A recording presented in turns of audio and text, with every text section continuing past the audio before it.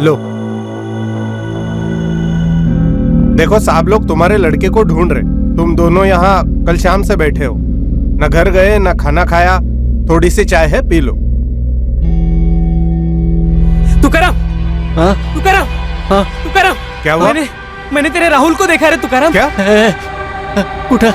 उठा देखा, बोलना। वो नीलचंदियों के खेतों में।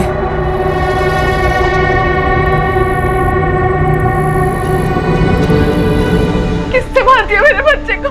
मेरा राहुल, मेरा राहुल। अरे तू ठीक से देखा क्या? अरे वही था क्या? हाँ तुकाराम, मैंने ठीक से देखा, वही था। हाँ तो चल। एक मिनट, तुम दोनों यहीं रुको। हाँ, तू अपने घरवाली को संभाल, तू अंदर आ। मेरा बच्चा उधर, मुझे जाने दो।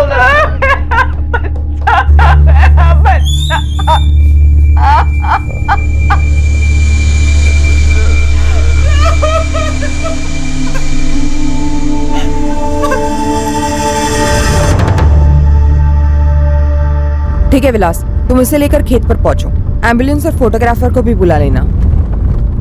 सर, नीलचंदी पाड़ा खेतों में राहुल की लाश मिली है एक गांव वाले को। सचिन, गाड़ी फिरो। साहब, मैंने किसी और को देखा नहीं आते जाते हुए। और कोई नहीं आता खेतों में 2 नंबर करने? ना के बराबर साहब। तू लगेच ओळखलंस मुलाला? साहब, हमारी तोलारी समाज का लड़का है, 4 घर छोड़ के रहता है। सर, पूरा खेत छान मारा, कुछ नहीं मिला। और शायद ये मर्डर वेपन हो सकता है।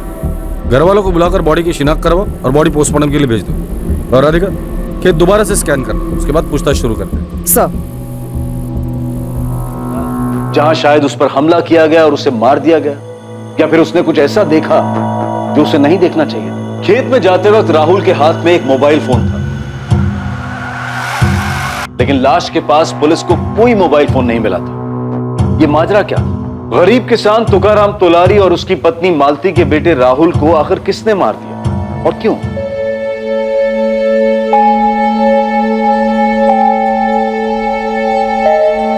तुकाराम, मालती, तुम्हारे राहुल को खोने का दर्द हमारे पूरे तोलारी समाज को। तुम्हारा छोटा भाई प्रवीण तो तुम्हारे साथ है ही, हम सब भी हैं। तुम्हें इंसाफ मिलने तक हम चुप नहीं बैठेंगे। ओम प्रकाश भाऊ, आप हमारे समाज के मुखिया हैं। आप भी पुलिस को सीधा सीधा जाके बता क्यों नहीं देते कि कौन है इस सबके पीछे? हम सब जानते हैं कि सुखीलाल नीलचंदी का किया करा है। मैं खुद जाता हूँ। नहीं भाऊ, अभी आप वहाँ नहीं जाएंगे। पर कहाँ नहीं? क्योंकि भाऊ, उन लोगों ने हमेशा की तरह जात पात का मामला बना के रखा है। और वो जीतू की बहन रोहिणी, उसने खुलेआम आपका नाम लिया है। काय? लेकिन तुकाराम खुद कभी मेरा नाम नहीं लेगा। सालों से हमारी खेतों में मजदूरी कर रहा है, मेरी उसके साथ अच्छी पड़ती है, तुम जानते हो पक्के। वो सब हम जानते हैं, लेकिन तोलारियों को ऐसा मौका मिलेगा तो छोड़ेंगे नहीं ना। मकसद तो कत्ल का ही था, इसमें कोई दो राय नहीं इंस्पेक्टर। खोपड़ी पूरी तरह कुचल दी गई। कोई सेक्सुअल असॉल्ट नहीं इंस्पेक्टर, सीधे कत्ल कर दिया गया। और हाँ, इसी पत्थर का इस्तेमाल हुआ होगा। जी, फॉरेंसिक टीम ने ब्लड सैंपल्स मैच करने के लिए अलग कर लिए। डॉक्टर, वैसे मौत कितने बजे हुई होगी? कल शाम 6 और 7 के बीच में। और बड़ी अजीब सी बात है, शाम के वक्त सुनसान खेत में अकेला बच्चा, ये गया क्यों था? इसे वहां किसी ने बुलाया तो नहीं था? सर, ये खेत दरअसल किसी एक नीलचंदी परिवार का नहीं है। ये उनके समाज के नाम सालों पहले कोई छोड़ गया था, पर उसकी देखभाल नहीं होती थी ढंग से, इसलिए जंगल जैसे बड़ा हुआ। फिर भी हमारी टीम ने और गांव वालों ने मिलकर 1-1 इंच खंगाला है, लेकिन हमें इस केस से रिलेटेड कुछ नहीं मिला सर। अब देखते फॉरेंसिक रिपोर्ट से कोई मदद मिलती है, पत्थर पर कोई फिंगरप्रिंट्स या और कोई ऐसी बात जिससे इस केस को नया एंगल मिल जाए। सर, खेतों से लौटते वक्त मुझे 2 बच्चे दिखे। रुको, राहुल को जानते थे? राहुल दादा, वो तो हमारे बड़े भैया थे। उसके पापा और हमारे पापा दोनों भाई भाई है। नाम क्या है तुम्हारे? सोनू प्रवीण तोलारी। पवन प्रवीण तोलारी। यहाँ क्यों आए तुम दोनों? ऐसे ही मैडम, पता करने कि क्या हुआ। तुम्हें पता था कि राहुल यहाँ आया था? नहीं मैडम, मतलब हाँ। सोनू, सच सच बोलो। कल शाम को ही और मैं खेल रहा था। दादा, दादा देखो। राहुल दादा रुकिए ना। क्या है? राहुल दादा खेलने आई है। दिखता नहीं, मैं बिजी हूँ, मुझे किसी से मिलने जाना है। अब परेशान मत कर और रख अपना तुच्चा गुलेल अपने पास। किससे मिलने जा रहे हो राहुल दादा? फिर राहुल दादा थोड़े आगे गए और खेत के अंदर घुस गए। तुम बच्चे अक्सर खेतों में आते हो खेलने? कभी नहीं, वो ऊपर से नीलचंदियों का इलाका है, हम इस तरफ कभी नहीं आते। तुमने किसी और को देखा था खेत में? राहुल के बारे में कुछ अलग लगा, कुछ अटपटा उसके बर्ताव में? हाँ। क्या बताओ मुझे। पहले वो हमेशा हमारे साथ खेलते थे, पर 8-10 दिनों से उनके पास मोबाइल क्या आ गया है, तब से हमारे साथ खेलते नहीं और बात भी नहीं करते, और एक भी गेम मोबाइल में खेलने नहीं देते। गांव में किसी और बच्चे के पास फोन नहीं है? तुम दोनों के पास नहीं है? हम तोलारी बच्चों में किसी के पास मोबाइल नहीं है। कहीं इस मोबाइल को लेकर कुछ हुआ ना हो? सर, ना लाश पर मोबाइल ना क्राइम सीन पर मोबाइल। कातिल शायद मोबाइल अपने साथ लेकर गया था। क्यों? सर, तुकाराम है, किसके बारे में पूछ रहा है? भेज दो उसे। राधिका, तुकाराम की बीवी और रिश्तेदारों से बात करो, और शास्त्री खबरियों से बात करो। गांव में क्या माहौल है वो भी जरा देखो। साहब आ जाओ। साहब, कुछ पता चला किसने मारा मेरे बेटे को? बैठो तुकाराम, बैठो बैठ। किसी के साथ दुश्मनी थी? 11 साल का बच्चा सर, किसी के साथ क्या दुश्मनी होगी? तुकाराम, तुम्हारी किसी के साथ कोई दुश्मनी थी? गरीब का एक ही दुश्मन साहब, गरीबी। पूरी जिंदगी इसी से लड़ने में जाती है। मैं तो अपने बेटे राहुल को पढ़ा लिखा कर कुछ बनाना चाहता था। तुमने राहुल को मोबाइल फोन लेकर दिया था? बच्चा था मेरा साहब, बचपन में मेरे कोई लाड नहीं किए, इसलिए थोड़ी बहुत मैं करता था। तुम्हारे तोलारी समाज के और बच्चों के पास फोन नहीं है, सिर्फ राहुल के पास फोन था। उसको फोन पे खेल खेलने का भूत सवार था। बहुत जिद की उसने, इसलिए सेकेंड हैंड फोन खरीद दिया था, वो भी सबसे सस्ता वाला। उसमें सिम कार्ड भी नहीं था साहब। क्या हुआ रे? एक हफ्ते में दिल भर गया तेरा फोन से? सारे गेम्स खेल लिए पापा, ऑनलाइन तो कुछ खेल नहीं सकता, सिम कार्ड ही नहीं है। ये मेरा फोन ले, इसमें सांप वाला खेल है, खेल। मुझे नहीं खेलना, इस पे इंटरनेट तो है नहीं। मम्मी के मोबाइल में इंटरनेट है, लेकिन वो खेलने देती नहीं। अब एक काम कीजिए ना, मेरे मोबाइल में नए गेम डलवा दो ना पापा, प्लीज। बेटा, मुझे नहीं पता कैसे डलवाते हैं, तुझे फोन चाहिए था, मैं ला दिया। चाप साहब ने फोन लाया ना पापा, उसको बोलो वो नए गेम डाल के देगा। कितने पैसे लगेंगे? वो तो मुझे नहीं पता, अगर महंगा होगा तो मत डलवाना। हाँ, अपनी ताकत में रहेंगे तो अगले हफ्ते डलवा दूंगा, जब तनख्वाह मिलेगी, ठीक है? थैंक यू पापा। तनख्वाह मिलने से पहले ही मेरा बेटा। और कातिल अपने साथ फोन भी लेकर गया है। ये फोन के लिए मेरे बेटे को मार डाला? ये अभी पता चलना बाकी है। फोन में कैमरा था? हाँ साहब, वो हर चीज की फोटो लेता था, फिल्म बनाता, खूब हंसता। क्या क्या फिल्म बनाता है रे तू? अरे पापा, ये तो कुछ नहीं है, ये देखो मम्मी, ये देखो गांव में, ये स्कूल के रास्ते पर। हाँ, अब ये देखो, ये खेतों में।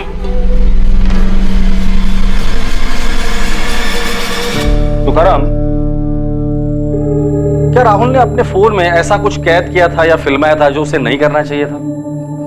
नहीं साहब, ऐसा कुछ भी नहीं था। हो सकता है कि उसने कुछ तस्वीरें ली हो या कुछ फिल्माया हो और आप लोगों को दिखाया ना हो। बचपना था, हर चीज में हंसी आती थी मेरे राहुल को, हर चीज का वीडियो बनाता था। शायद गांव में कोई चोरी छुपे कुछ कर रहा हो और तुम्हारे राहुल ने उसे देख लिया हो। क्या मतलब? मेरा मतलब है तुम्हारे इर्द गिर्द जान पहचान में कोई ऐसा है जो गैरकानूनी काम कर रहा हो और राहुल ने उसे मोबाइल पर कैद कर लिया हो। किसी पे शक है? कोई पड़ोसी या कोई रिश्तेदार? जी ऐसा कोई नहीं था, और सिर्फ 11 साल का था मेरा राहुल, कुछ छुपाता नहीं था वो। घर से इतनी दूर खेत की तरफ तुम्हें बताकर गया था? पता कैसे चला कि राहुल गायब हुआ है? राहुल के पापा के खेत से घर लौटने के 1 घंटे पहले तक राहुल हमेशा घर वापस आ जाता था। उस दिन मैं काम में उलझी हुई थी तो मेरा ध्यान नहीं गया। उसके बाद मैं राहुल को ढूंढने गई। सोमेश्वरी, राहुल को देखा क्या? नहीं, घर नहीं आया। नहीं, मैं उसे ढूंढने ही जा रही हूँ। अच्छा, मैं भी आती हूँ। राहुल! राहुल! राहुल! बाड़ा, राहुल दादाला पाहिलंस का? राहुल! मीना ताई, मेरे राहुल को कहीं देखा क्या? नहीं घर, वो घर नहीं आया क्या? नहीं, पूरा गांव ढूंढ लिया, कहीं नहीं मिला। रोहिणी, मैं मालती के साथ राहुल को ढूंढने जा रही हूँ। मालती ताई, राहुल ने कुछ कहा था कि कहाँ जा रहा है? नहीं रोहिणी, कुछ नहीं कहा। चलो जल्दी कहाँ गया? राहुल! राहुल! राहुल! राहुल! राहुल! दादा, राहुल ने पाहिलं कुठे? राहुल! राहुल! राहुल! राहुल! राहुल आलाय? राहुल! राहुल बेटा कहाँ हो तुम? राहुल! राहुल! राहुल! राहुल! अरे राहुल है। राहुल! राहुल! राहुल! देर रात तक हम ढूंढते रहे, फिर जाकर हम आप लोगों के पास आए शिकायत लेकर, और फिर खबर मिली कि मेरे राहुल की लाश मिली है खेत में। कभी किसी का कुछ नहीं बिगाड़ा, हमेशा अपनी मस्ती में रहता था मेरा बेटा।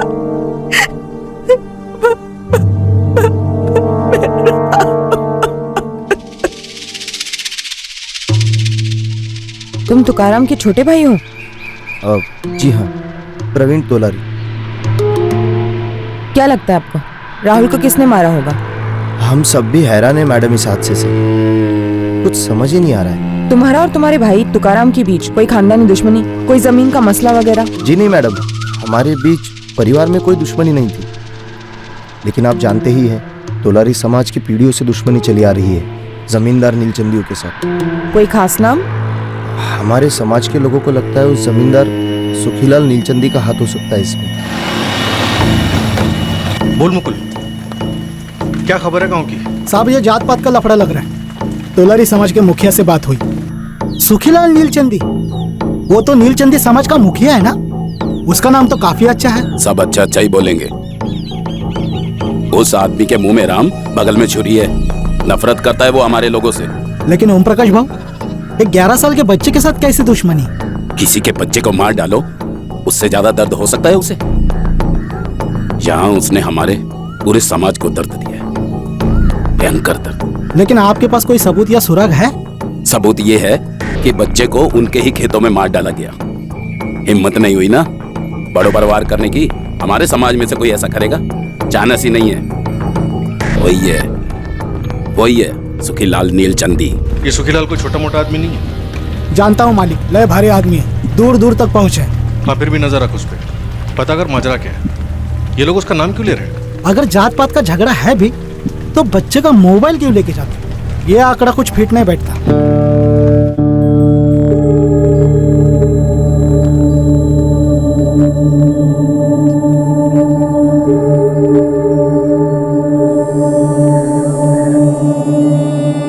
मोबाइल फोन बिना सिम का सस्ता सेकंड हैंड मोबाइल फोन लाश से अलग किया जाता है। क्यों? सर, ये भी तो हो सकता है कि खेतों में कोई कपल मिल रहा हो, बच्चे ने उसकी वीडियो रिकॉर्डिंग की हो और उसी गर्मा गर्मी में बच्चे को मार डाला गया और मोबाइल छीन लिया गया हो। लेकिन सर, ये इत्तेफाकन मर्डर नहीं लगता, क्योंकि राहुल किसी को मिलने जा रहा था। दिखता नहीं, मैं बिजी हूँ, मुझे किससे मिलने जाना है। उसे मिलने बुलाया और वो चला गया, तो जाहिर सी बात है वो राहुल के जान पहचान वाला ही होगा जिसने राहुल को खेतों में बुलाकर उसे मार डाला और मोबाइल रख लिया। सर, दूसरा जाना पहचाना कातिल। तुकाराम का कहना है कि उसकी किसी के साथ कोई दुश्मनी नहीं थी। तुकाराम की बीवी मालती ने भी यही कहा, लेकिन उसके छोटे भाई प्रवीण ने जमींदार सुखीलाल नीलचंदी का नाम लिया। हमारे समाज के लोगों को लगता है उस जमींदार सुखीलाल नीलचंदी का हाथ हो सकता है इसमें, लेकिन कोई कारण नहीं बताया। खबरी मुकुल से तोलारी समाज के मुखिया ओम प्रकाश तोलारी ने भी यही कहा कि उन्हें भी ये लगता है कि इस सब में सुखीलाल नीलचंदी का हाथ है, जात पात का झगड़ा। फिर सुखीलाल का नाम? वही तो सर। सर, तीसरा सुखीलाल नीलचंदी, जात पात का मसला।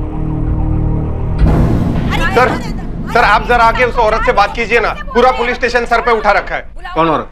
वो तोलारी समाज की तूफान मेल, रोहिणी तोलारी। हद हो गई, हमें इंसाफ चाहिए। बुलाओ अपने साहब को अभी के भी बुलाओ। क्या हो रहा है रोहिणी? क्या हल्ला मचा रखा है? हल्ला नहीं करेंगे तो आप लोग सुनते कहाँ हैं साहब? 2 महीने हो गए हैं, इनका बेटा और मेरा भाई जीतू गायब है, और साथ में इनका बेटा कमलू भी गायब है। क्या कर रहे हैं आप लोग उस बारे में? उधर देखिए, जितेंद्र रवि तोलारी उर्फ जीतू, कमलेश सुरेश तोलारी उर्फ कमलू, दोनों की खोज जारी है। इनके फोटोग्राफ्स हर पुलिस स्टेशन में लगे, खबरी काम पे लगे हुए, काम हो रहा है। इतना मुश्किल होता है क्या साहब 2 लोगों को ढूंढना? वहां नीलचंदी को कोई बछड़ा भी गायब होता है तो पूरी फौज लग जाती है आपकी, और 24 घंटों में यूं ढूंढ निकालते हैं उन्हें। तुम कहना क्या चाहती हो रोहिणी? मैं वही कहना चाहती हूँ साहब, जब सुनना नहीं चाहते, वही जब सुनकर अनसुनी कर देंगे, और वो है सच। और सच यही है साहब कि मेरे भाई जीतू और इनके बेटे कमलू को नीलचंदी के प्रधान सुखीलाल ने ही गायब करवाया, और उसने तगड़े पैसे ठूसकर आपके मुंह में से आपकी जुबान भी गायब करवा दी। 11 वर्षीय राहुल तोलारी के कत्ल के 2 महीने पहले सोलापुर के सरस गांव में एक और रहस्यमय वारदात हुई। गांव के 2 नौजवान जितेंद्र तोलारी उर्फ जीतू और कमलेश तोलारी उर्फ कमलू, ये दोनों अचानक एक ही रात को गायब हुए। रोज की तरह वो गांव के अनाज के गोदाम में अपनी ड्यूटी पूरी कर अपने अपने घरों के लिए निकले थे, पर उस रात घर पहुंचे ही नहीं। अनाज के उस गोदाम का मालिक नीलचंदी समाज का सुखीलाल नीलचंदी था। क्या हो गया? कौन मर गया जो ऐसे खटखटा रहे हो? ए पक्या, बाजू हट और अभी के अभी अपने सेठ को बुला। बोलने का मेरे को बोल। सुखीलाल भाऊ को बुलाओ, उन्हीं से बात करेंगे। क्या हुआ ओम प्रकाश? सुखीलाल जी, मेरा भाई जीतू और इनका बेटा कमलू दोनों अभी तक गोदाम से घर नहीं वापस पहुंचे हैं। तो इसमें मैं क्या कर सकता हूँ? दूध पीते बच्चे थोड़ी ना है। जहां तक मुझे मालूम है दोनों जमकर शराब पीते, बैठे होंगे किसी ठेके पर। हर ठेके, हर अड्डे, हर जगह पे ढूंढ लिया है सुखीलाल भाऊ, लेकिन उन दोनों का कहीं कोई पता नहीं है। ओम प्रकाश जी, जाओ पुलिस में जाकर शिकायत दर्ज करो।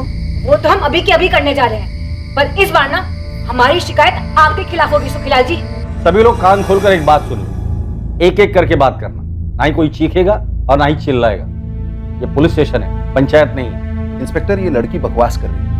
मैं अपने ही 2 मुलाजिमों को गायब क्यों करवाऊंगा? मुझे उससे क्या मिलने वाला? ठंडक, दिल को ठंडक, क्योंकि चोरी के झूठे आरोप में तो इन्हें फंसा नहीं पाए। उस दिन से 6 महीने पहले दिवाली को कुछ ही दिन थे। सुखीलाल की पत्नी विद्या घर पर अकेली थी, पर जब वो नहाकर बाहर आई तो उसे अपनी जिंदगी का सबसे बड़ा झटका लगा। सुखीलाल जी, आपको किसी पर शक है? कोई ऐसा जिसका यहाँ आना जाना है? अगर शक है तो बता दीजिए, हम तहकीकात करेंगे। हाँ, शायद कुछ करने जैसा है। पिछले हफ्ते मैंने छत की मरम्मत के लिए सीमेंट मंगवाई थी। मेरे गोदाम में काम करने वाले 2 लड़के जीतू और कमलू सीमेंट लेकर घर आए थे।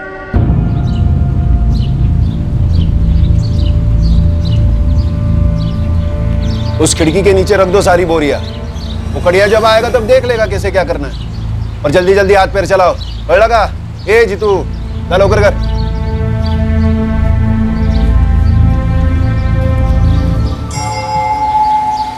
ए जीतू, कमलू, ऐसा ले, क्या कर रहे हो वहां? क्या दूसरी बोरियां ले आओ। मैं दावे के साथ तो नहीं कह सकता कि चोरी उन्होंने ही की है, लेकिन और कोई भी हिम्मत नहीं कर सकता। मुझे उन दोनों का बर्ताव भी अजीब लगा। ऊपर से दोनों पीने वाले लड़के, गरीब हैं, मन ललचाया होगा।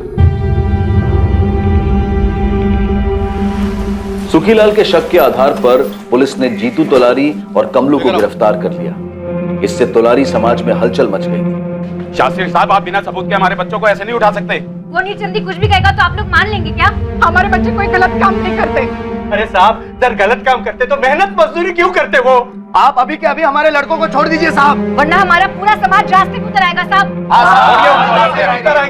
2 मिनट के अंदर आप लोग ना सिर्फ पीछे हटेंगे बल्कि सीधा अपने घरों को, और जो बीच में आएगा वो हवाला।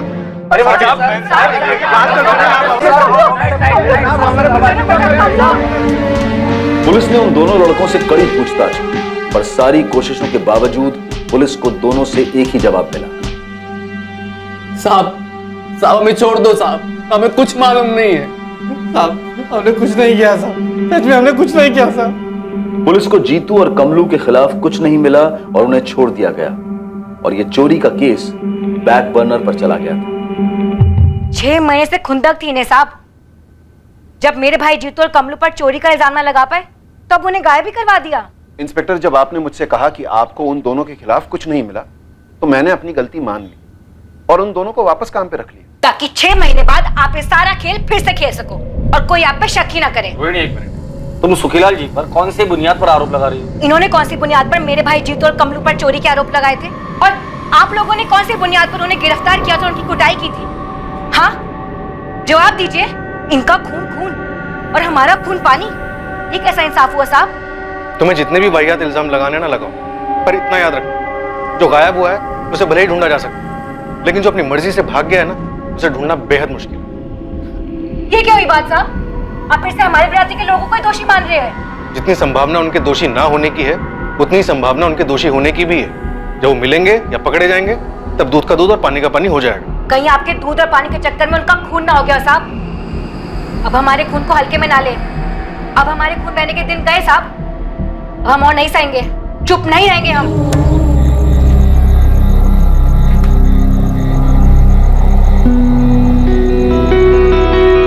बाबा, मैंने सोच लिया मैं क्या बनूंगा। क्या बनेगा बेटा?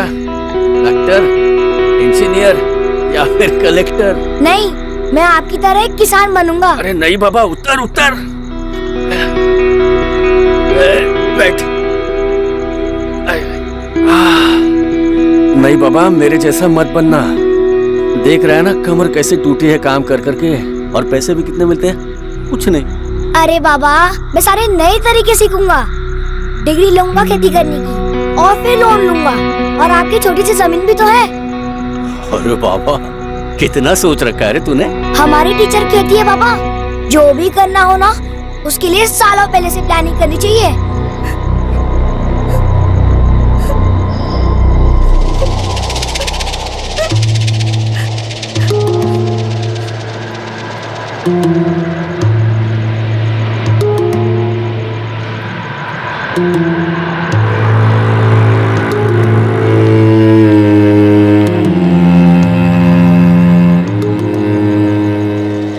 तुम्हें उसे संभालना होगा तुकाराम। हाँ, खुद के दिल पर पत्थर रख के संभालना होगा। मेरे दिल में कुछ नहीं है शरद भाऊ। वहां सिर्फ वो था, और सिर्फ वो। सब खाली। खलास। चलता हूँ।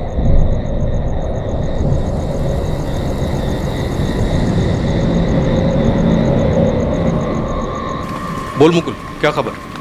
साहब, मैं जितना खोदते जा रहा हूँ, इस तोलारी और नीलचंदी समुदाय के बीच काफी खून बहा है पहले। अभी हाल फिलहाल में कुछ हुआ क्या? ये जीतू और कमलू की को खबर? सुखीलाल ने मरवाया होगा उनको। साहब, ये जीतू और कमलू कोई अच्छे बच्चे तो थे नहीं, छोटे मोटे लफड़े उनके होते ही रहते थे। और वैसे ही सुखीलाल भी कोई विलन जैसा जमींदार नहीं है, उसका वाकई में कोई ऐसा ट्रैक रिकॉर्ड नहीं मिल रहा। और खोद मुकुल, और आदमी लगा, लेकिन चुपके से। कुछ ना कुछ जरूर हुआ होगा। सुखीलाल पे इन दोनों के गायब होने की उंगली उठी है, और राहुल के कत्ल की।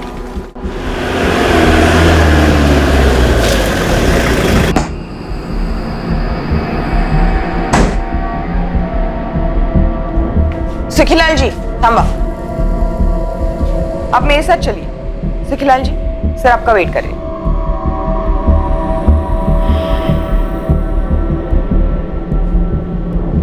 इंस्पेक्टर, ये बात किसी से छुपी नहीं है कि हम नीलचंदियों और तोलारियों के बीच में दुश्मनी रही है। एक दूसरे के गले काटे हैं आप लोगों ने। मैं किसी 11 साल के बच्चे का कत्ल क्यों करूंगा, और वो भी तुकाराम के बेटे का। तुकाराम मेरा सबसे अच्छा, सबसे वफादार और सबसे समझदार मजदूर है। वो नहीं तो मेरा खेत नहीं। गांव वालों को जो कहना है कहे, जो उंगलियां उठाना है उठाए, पर इस पूछताछ का कुछ तो सर पैर होना चाहिए। 10 जून की शाम को 6 और 7 के बीच तुम कहाँ थे? मैं भाऊ के बंगले पर था। क्या कर रहे थे? महेश बाबा के साथ बैडमिंटन खेल रहा था। मैं घर में बैठकर अपने 2 पेग लगा रहा था। खेत में किसी बच्चे का कत्ल नहीं कर रहा था। कत्ल तो घर पर बैठकर 2 पेग लगाते लगाते भी करवाया जा सकता है। जिस तरह इस कमरे के अंदर बैठकर बिना सबूत के इल्जाम लगाया जा सकता है। अपना नंबर लिखो।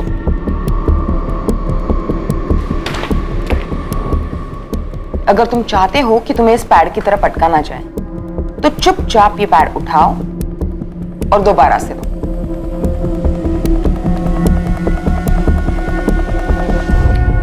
गलती से ये मत समझना कि तुम यहां कुछ हो। थाने में इंसान या तो मुजरिम होता है या मासूम, और कुछ नहीं। देखिए, मैं घोड़े पर सवार होकर आपके पास नहीं आया। आपने मुझे बुलाया, आप सवाल पूछ रहे हैं और मैं जवाब दे रहा हूं। तो दीजिए जवाब। बताइए, जीतू और कमलू कहाँ हैं? ये सवाल तो मुझे आपसे पूछना चाहिए। मेरे घर से जेवर चोरी हो गए, अभी तक आपने चोर का पता नहीं लगाया। मैं और एक बात कहना चाहता हूं, उन दोनों लड़कों को मैंने वापस नौकरी पे रखा होगा, लेकिन मैं दावे के साथ कह सकता हूं चोरी उन्होंने ही की है। वो तो तभी पता चलेगा जब वो पकड़े जाएंगे। पर सुखीलाल जी, मुझे लगता है वो जिंदा नहीं है। अगर वो जिंदा नहीं है तो उसके लिए मैं जिम्मेदार नहीं हूं। और अगर वो जिंदा हैं तो मुझे मेरे जेवर वापस चाहिए। और अगली बार आप मुझसे ये सवाल मत कीजिए कि जीतू और कमलू का है। ये सवाल मुझे आपसे करना चाहिए। और कुछ पूछना है कि अनुमति देंगे आप?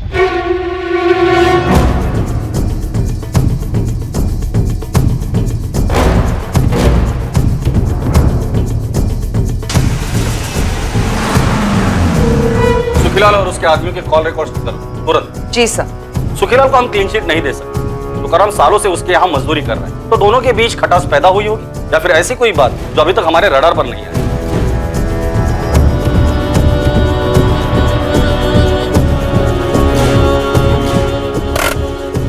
लिफाफा ले ले। जा दिया। मैं जाऊंगा तो सही नहीं लगेगा। सर हम इस बात पर सहमत हैं कि कातिल कोई जाना पहचाना रहा हो सकता है वो सुखीलाल हो खेतों।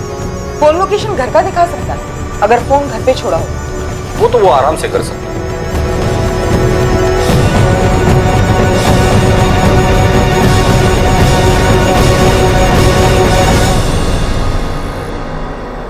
राहुल जरा।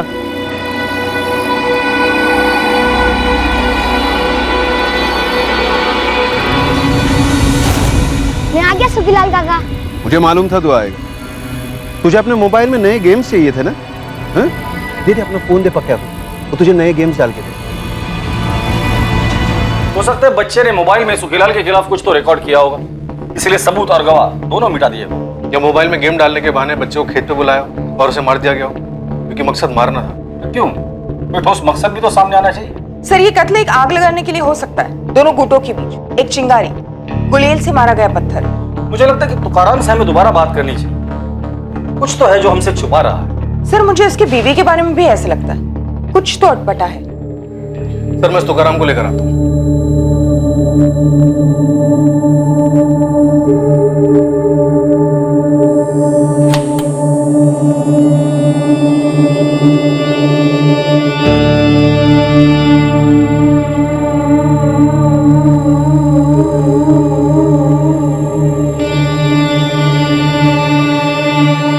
राहुल क्या शूट कर रहे हो? सुनो दिखाओ। राहुल राहुल क्या कर रहे हो? बिना बताए किसी का शूट नहीं करते राहुल। दिखाओ क्या बना। दिखाओ। यार फोन दो। फोन दिखाओ।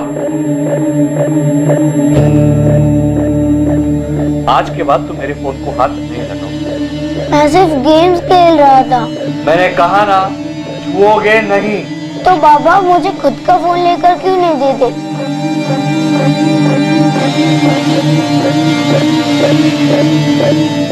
देखो अभी कॉलेज जाने तक तुम्हें फोन नहीं मिलेगा। जाओ बाहर जाके असली गेम्स खेलो। जाओ जाओ। आप बच्चे पे ऐसे क्यों चिल्ला रहे? दे दीजिए ना उसे एक फोन, उसके सारे दोस्तों के पास है। सब करेंगे मतलब हम भी करेंगे। अपनी कोई सोच नहीं है क्या? ये चाय है या खीर?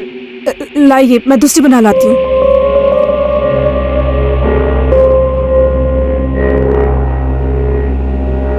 पिछले कुछ दिनों से आपको हो क्या गया है? आप इतने चिड़चिड़े क्यों हो गए? बाबा हद है। ये तोलारी हम लोगों पर इल्जाम लगाए जाएंगे और हम बस चुप बैठे रहेंगे। चुप कौन बैठा है महेश? और तुम्हें इतना गुस्सा क्यों आ रहा है? इसका गुस्सा काफी समय से चल रहा है। जब से घर में चोरी हुई है ना, तो वापस उन्हें असद से। क्या वापस? क्यों महेश? तुमने मुझे कुछ बताया नहीं? मैंने कितनी बार पक्के दादा को बताया, पर आप कुछ बोलते नहीं हो, करते नहीं हो। ये तोलारी आप पर, हमारे समाज पर बिंदास कीचड़ उछालते हैं। इन लोगों की औकात नहीं। नहीं बड़ा गलत बात। किसी भी समाज के बारे में ऐसा नहीं बोलते। हाँ वो गरीब जरूर हैं, लेकिन उनकी मेहनत के कारण ही हम आराम से जी पाते हैं। लेकिन उन लोगों ने हमेशा हमसे झगड़ा ही किया है बाबा। तो तुम्हारी पीढ़ी को इस झगड़े को मिटाना है, बढ़ाना नहीं है। वो लोग कभी पीछे नहीं हटते बाबा। हम ही लोगों को हमेशा सिर झुकाकर निकल लेना पड़ता है। अरे तो इसका मतलब ये तो नहीं कि बात बात पर हाथापाई पे उतर आओ।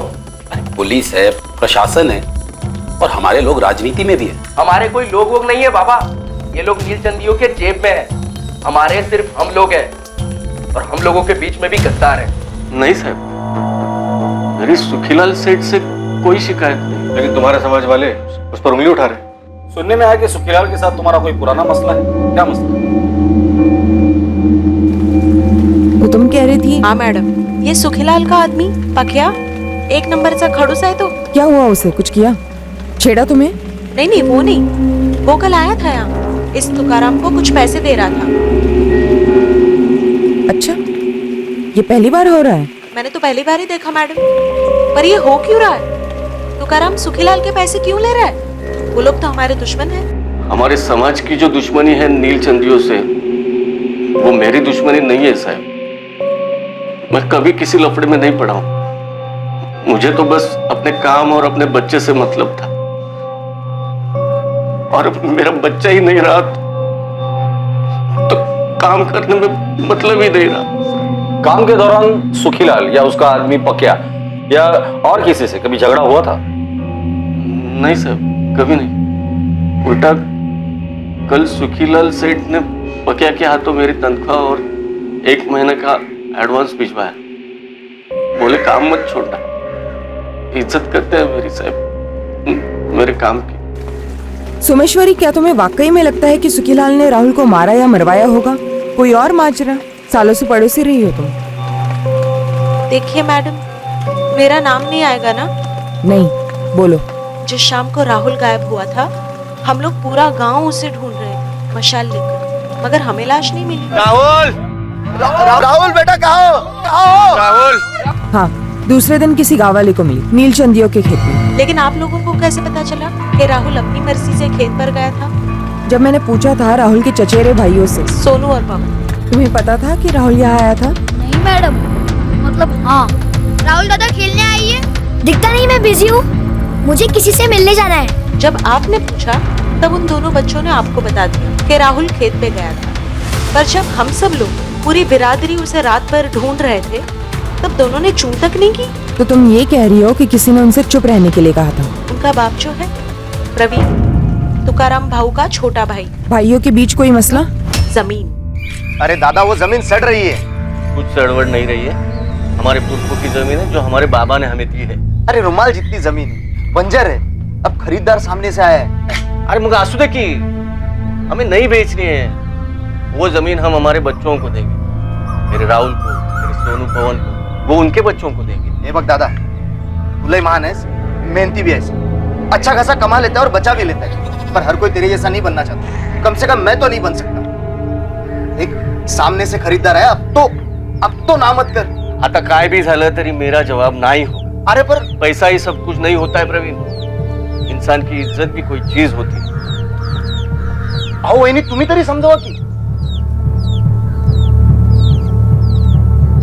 तो प्रवीण ने राहुल को मार डाला ताकि जमीन आगे बढ़ने का सवाल ही ना हो, और तुकाराम बेच दे, और दोनों बच्चों को भी चुप रहने के लिए कहा।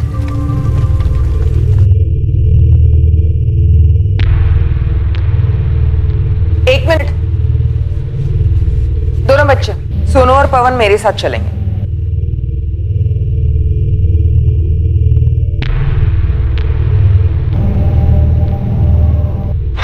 साहब, तुकाराम दादा, कुछ पता चला क्या किसने किया है?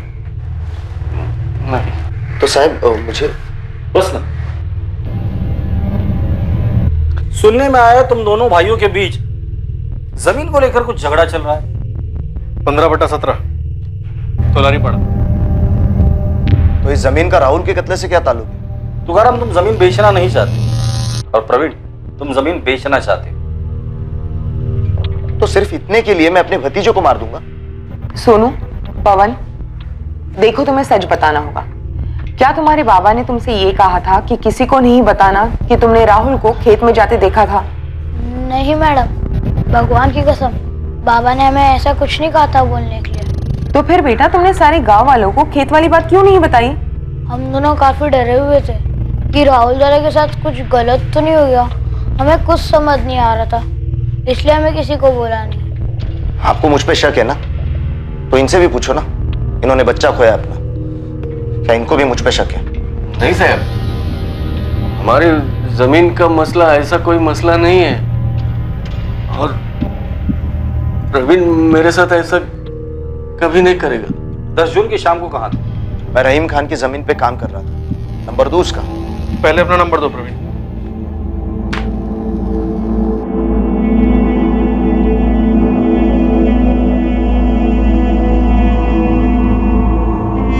सर, हम इस प्रवीण को क्लीन चिट नहीं दे सकते। प्रवीण तोलारी, जमीन का मसला। सर, इसमें डाउट नहीं है कि राहुल को मारने के बाद तुकाराम जमीन को लेकर इतना नहीं बैठता। प्रवीण के पास मोटिव है जो हमें सुखीलाल की तरफ से नहीं मिला। कत्ल को 1 हफ्ता हो गया, लेकिन अभी तक हमने कोई भी प्रोग्रेस नहीं की, सिवाय इस प्रवीण के एंगल के। सर, मुझे अब भी लगता है कि बच्चों को कुछ कहने से खामोश कर दिया गया। शास्त्री, मुकुल खबरी ने सुखीलाल के बारे में कुछ बताया? नहीं सर। तुकाराम खेतों पर लौट गया। अपने दर्द को दिन में वो पसीने में डुबोने लगा और रातों को राहुल की यादों को शराब में डुबोने लगा। दूसरी ओर इन्वेस्टिगेशन भी एक ऐसे मोड़ पर रुक गई थी जहां आगे का कोई रास्ता नहीं दिख रहा था। राहुल का कत्ल हुए अब 2 महीने बीत चुके हैं। सर, सुखीलाल पकिया प्रवीण के कॉल रिकॉर्ड स्कैन किए, लोकेशन हिस्ट्री भी स्टडी की, लेकिन तीनों के खिलाफ कुछ शो नहीं हो रहा। हेडक्वार्टर से फॉरेंसिक रिपोर्ट भी आ गई सर। पत्थर पे लगा खून राहुल के खून से मैच हो गया। पत्थर पर कोई फिंगरप्रिंट्स? नहीं सर, लगता है कातिल ने कत्ल करने के बाद फिंगरप्रिंट्स मिटा दिए। पत्थर से सर कुचला गया है। मुझे लगता है इस केस को हमें अलग एंगल से देखना चाहिए। हो सकता है ये कातिल बच्चों को मारने वाला कोई साइकोपैथ है या फिर कोई तंत्र मंत्र वाला, जिसका इस गांव और उसके पॉलिटिक्स से दूर दूर तक कोई कनेक्शन ना हो। लेकिन सर, कातिल जाना पहचाना हुआ होगा। हो सकता है ये साइकोपैथ के तांत्रिक, उसने बच्चे से दोस्ती कर ली हो। वैसे भी ये लोग एक्सपर्ट होते हैं अपने शिकार से दोस्ती करने में। खबरियों से पता करो गांव में कोई नया दिखा था क्या। और राधिका, जितने भी पुराने साइकोपैथ्स और तंत्र मंत्र वाले हैं, इन सब की हिस्ट्री निकालो।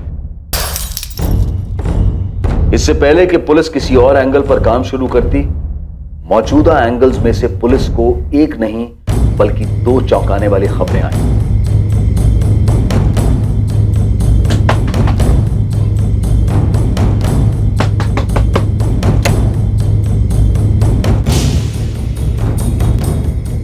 कमल, तू?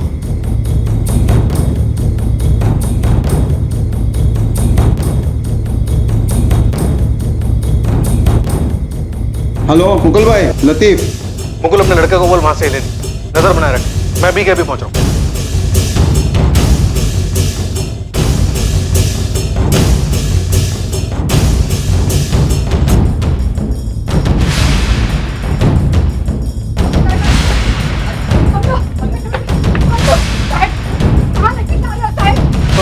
वो साहब।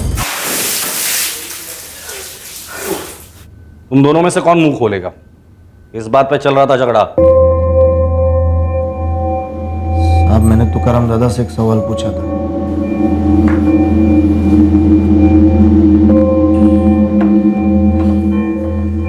दादा, अपना समाज ना फालतू में उस सुखीलाल नीलचंदी के पीछे पड़ा है।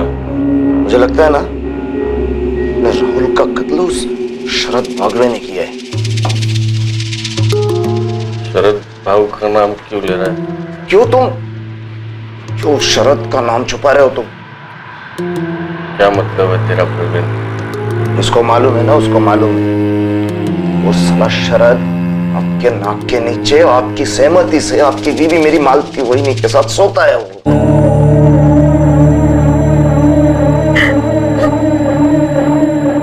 उस कुत्ते शरद ने वहीनी को आपसे अलग करने के लिए राहुल को रास्ते से अलग कर दिया।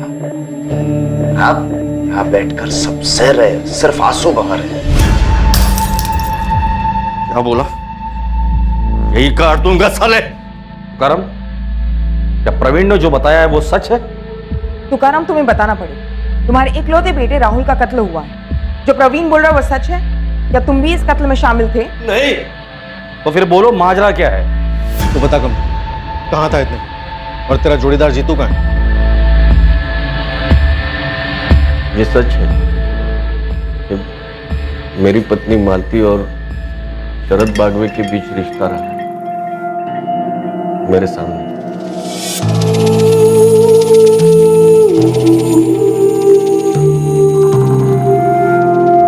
एक ही रात में पुलिस के हाथ 2 ऐसे एंगल्स लगे थे जो अब तक उनकी रडार में आए ही नहीं थे। एक कमलू 4 महीने गायब रहने के बाद खुद घर लौट आया था, तो क्या सुखीलाल पर लगा आरोप सही नहीं था? और जीतू क्यों नहीं लौटा था? दूसरी चौंकाने वाली लीड थी तुकाराम तुलारी की पत्नी मालती का शरद बागवे के साथ अफेयर। कौन था ये शरद बागवे? और तुकाराम की पत्नी मालती और इस शरद का अफेयर तुकाराम के सामने क्यों हो रहा था? वो हमारे घर की हालत काफी खस्ता हुई थी, मरम्मत करवानी थी। तेरी छत तो दम तोड़ रही है तुकाराम। प्लास्टरिंग के साथ में छत का भी काम करा ले, एक ही ठेके में दोनों काम कर दूंगा। पर घाई करा, ये तो छत गिरेगी सर पे एक दिन। हाँ हाँ, काम तो करवाना ही है। आप ये बताओ पैसे कितने लगेंगे? राहुल, तू स्कूल जा, देरी हो जाएगी ना तो जा। बाबा, सब चकाचक हो जाएगा ना? हाँ, सब हो जाएगा। अभी तू जा, ध्यान से जाना। हाँ चल। प्लास्टरिंग, पेंटिंग और छत की मरम्मत सब कुछ मिला के 75,000 होंगे। मैं कम बिम करके 70,000 में कर दूंगा। बाप रे, लेकिन 70,000 रुपया नहीं इस वक्त मेरे पास। मला माहिती है रे, और उसका भी बंदोबस्त कर दूंगा मैं। कैसे नवाब भाई? नवाब, अरे शरद भाई आ गए। शरद भाई नमस्ते। शरद भाई, ये तुकाराम, ये शरद भाई है, ये तुम्हारे लोन का बंदोबस्त करेंगे। तुकाराम ज्यादा घुमा फिरा कर बात नहीं करो। मैं सोलापुर के एक साहूकार कंपनी के लिए काम करता हूँ। नवाब ने 70 बोला, लेकिन मैं तुम्हारे लिए 1 लाख तक के लोन का बंदोबस्त कर सकता हूँ। ब्याज कितना होगा साहब? 9.5%। हर महीने की दूसरी तारीख को मैं किस्त लेने आऊंगा। एक भी किस्त छूट नहीं सकती तुकाराम, एक भी नहीं। अगर मंजूर है तो पावसेर मंगाते हैं, वरना मैं चलता हूँ। पूरे सोलापुर में इससे अच्छी ऑफर नहीं मिलेगी। बहुत भला आदमी है, आप बोल दे तुकाराम। हाँ, मंजूर है। पावसेर मेरी तरफ से। ये शरद बागवे जो भी है जी, मुझे तो ठीक नहीं लगता। पहली मुलाकात में ही आपको पिला करके भेज दिया। अरे भला आदमी है, अब हर 2 तारीख को किस्त लेने आएगा तब जान लोगी उसे। जो भी है, मुझे तो अब भी लगता है कि आपको समाज में सही किसी से उधार लेना चाहिए था। छोड़ ना, मैं सौदा करके आया हूँ, मुझे मालूम है क्या कैसे करना है। सुन ना मालती, राहुल सो रहा है, जरा अंदर चले। बहुत दिन हो गया ना। मेरे सर में दर्द हो रहा है।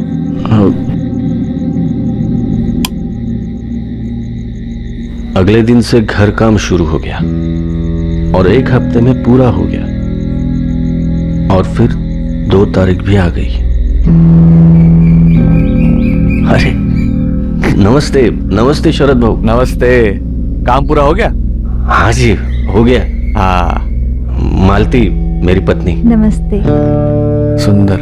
हाँ? बहुत सुंदर काम किया है नवाब ने घर पे। हाँ हाँ। अच्छा, काम की बात, किस्त तैयार है? हाँ बिल्कुल, अब बैठिए, मैं अभी लाया। चाय वगैरह? हाँ जरूर। अच्छा सुनो मालती जी, तुम्हारे लिए मेरे घर के है, मैं हर नए घर में देता हूँ, रख लो। अच्छे लग रहे तुम्हारे हाथों में। मेरी पीठ पीछे क्या और कब शुरू हुआ मुझे नहीं पता चला साहब। मेरा एक ही मकसद था, ज्यादा से ज्यादा मेहनत करूं, पैसे बचाऊं, ताकि मैं मेरे राहुल को कुछ अच्छा बना सकूं। अरे बाबा, देखिए ना, शरद काका मेरे लिए क्या लाए। बहुत ही बढ़िया किताब है। अरे वाह। और उनके मोबाइल में बहुत सारे गेम्स हैं। हाँ? और उन्होंने मुझे खेलने भी दिया। बढ़िया है, बढ़िया है। मालती, किस्त दे दी ना ठीक से? हाँ। ये शरद भाऊ हर बार ही फूल ले आते हैं। और हर बारी मेरे लिए भी कुछ लाते हैं। बाबा, एक पुराना फोन खरीद के दो ना बाबा, सिर्फ गेम्स के लिए। अभी नहीं बेटा, पहले ही शरद भाऊ की सारी किस्तें पूरी होने दे, उसके बाद ला दूंगा, ठीक है? पक्का? हाँ रे बाबा, पक्का। अब 1 गिलास पानी पिलाएगा बाबा को? हाँ। जा।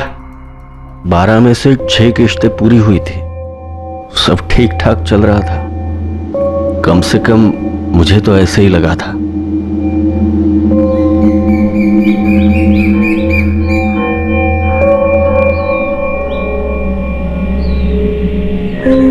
उस दिन 2 तारीख तो नहीं थी।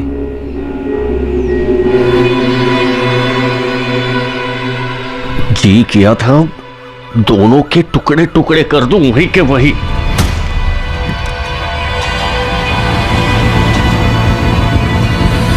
ठीक है, चलता हूँ। ठीक है। और कल कुछ लाऊं? नहीं। वो मैं यहाँ से गुजर रहा था तो सोचा हालचाल पूछता चलो। अरे तुम्हारे हाथ को क्या हो गया तुकाराम? खेत में कट गया क्या? मैं हल्दी लेके आती हूँ।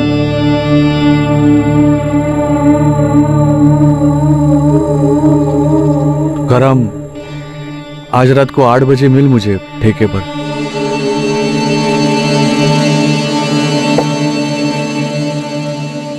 देख तुकाराम, मुझे पता है कि गलत है, लेकिन जरूरत भी एक चीज होती है ना, सिर्फ मेरी नहीं है, मालती की भी। शरद भाऊ, आपकी भी पत्नी है, बच्चे हैं। मेरी जगह आप होते तो क्या करते? सिर्फ पत्नी होती, बच्चा नहीं होता तो पता नहीं मैं क्या करता, लेकिन बच्चे के खातिर, परिवार के खातिर मैं सोचता चलो पत्नी को अपनी जरूरतें पूरी करनी है, मैं अपना देख लूंगा जो भी है वो, लेकिन घर तोड़ने का कोई मतलब नहीं बनता। और तूने अभी अभी अपने घर की मरम्मत की है तुका, तेरे जो 6 किस्त है उसकी फिक्र मत कर, वो मैं भर दूंगा। देख तुकाराम, मेरा इरादा तेरा घर तोड़ने का नहीं है, बस मुझे छुप छुप कर कुछ नहीं करना। बोल, मंजूर है?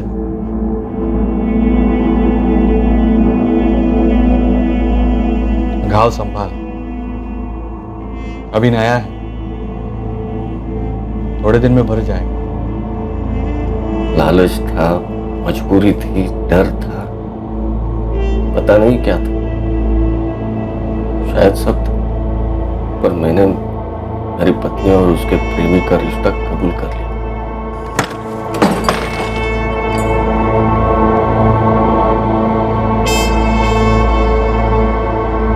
क्या बात हुई? उस दिन से मेरा और मालती का एक नया रिश्ता शुरू हुआ, और वो रिश्ता था खामोशी। हम अब एक छत के नीचे 2 लोग थे जिन्हें एक बच्चे ने जोड़े रखा, और कुछ नहीं। खाना नहीं खाएंगे? पट्टी बदल दो।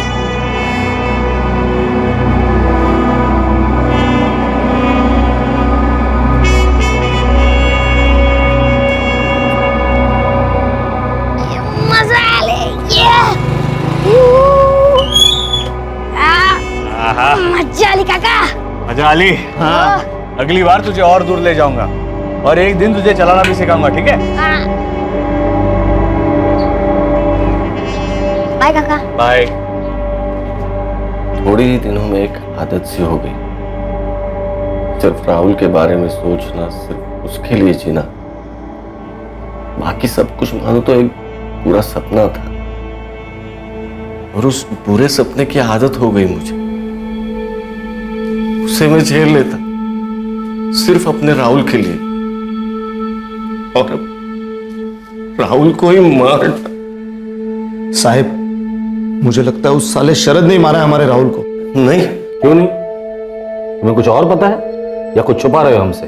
अब क्या छुपाऊंगा साहब, सब कुछ तो खत्म हुआ है। कुछ नहीं खत्म हुआ है। जब तक राहुल का कातिल नहीं मिलता हमारे लिए कुछ भी खत्म नहीं हुआ है। तुकाराम, तुमने बताया था कि शरद बागवे और राहुल की अच्छी जमती थी। हाँ। और हम जानते कि राहुल का कातिल उसके पहचान वाला था, तभी तो उसने राहुल को खेतों में बुलाया और राहुल वहां चला गया। अरे राहुल, बाबा ने नए गेम्स डाले कि नहीं फोन में? हाँ शरद काका, अब तक नहीं डाले। हाँ। अच्छा सुन, नीलचंदियों का खेत पता है तुम्हें? हाँ। क्यों काका? आज शाम को 6 बजे तुम वहां पर फोन लेकर आ जा, मैं तुम्हें एक से एक नए गेम्स डाल के दूंगा फोन। सच? हाँ, लेकिन सुनो, किसी को बताने की जरूरत नहीं, ठीक है? राहुल इधर आ।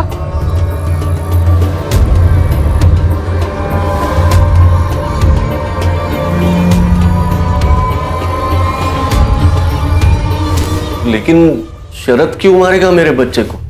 वही जो मैं शुरू से बोलता आ रहा हूं दादा, उसे वहीनी को तुमसे अलग करना था और राहुल की वजह से तुम दोनों जुड़े हुए थे। वजह जो भी होगी वो हम शरद बागवे से पता कर लेंगे। राधिका, शरद बागवे को उठाकर लेकर आओ। साहब हम भी जाए क्या? अभी के लिए जा सकते हो, लेकिन याद रहे हमारी नजर रहेगी तुम दोनों पर। मुझे अभी भी लगता है कि तुम लोग पूरी बात नहीं बोल रहे, कुछ तो छुपा रहे हो।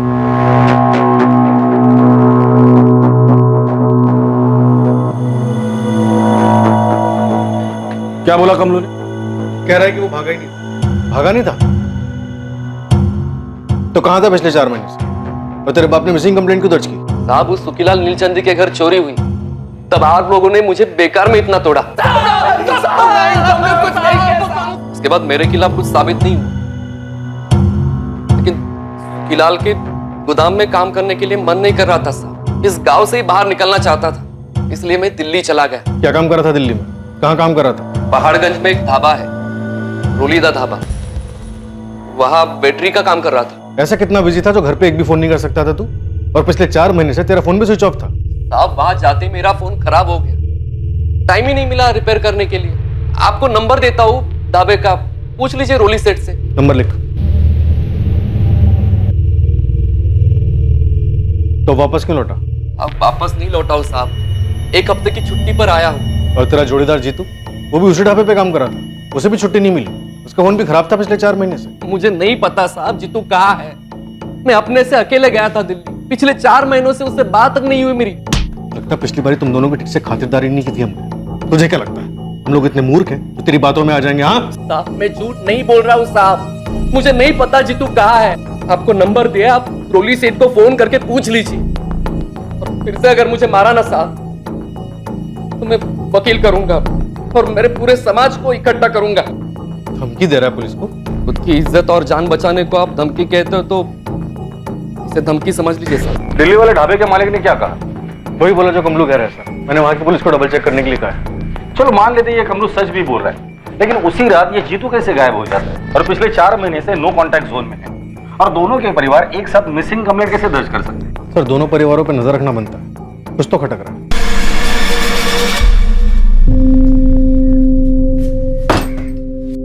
क्या हुआ पुलिस स्टेशन में? रात भर थे आप? कुछ नहीं हुआ, उन्हें तुम्हारे और शरद भाऊ के बारे में पता चला। क्या? हाय देवा, कैसे? भले जितना इत्र लगाओ, बदबू को कौन रोक सकता है?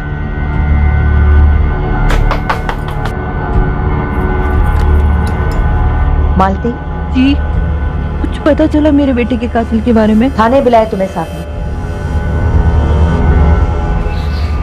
बहू सुना आपने? कमलू घर आ गया है, दिल्ली में था और वो पुलिस वालों को बोला कि वो खुद से गया था। और इतने दिनों से वो लोग बाबा को विलेन बना रहे थे, अब तो सच में ही कुत्ते को गायब कर देना चाहिए। चुप, क्या समझाओ वेला, बेची की तरह जबान चल रही इसकी आजकल। चल आज जा, मूर्ख गुटला। अरे महेश ऐक ना। अरे बेटा सुन। रोजी तू, उसका क्या? वो भी लौटा है? कमलू, पुलिस ने जीतू के बारे में कुछ बताया? वो मुझे कुछ क्यों बताने लगे? सिर्फ जीतू के बारे में कुछ आड़े टेढ़े सवाल किए जा रहे थे।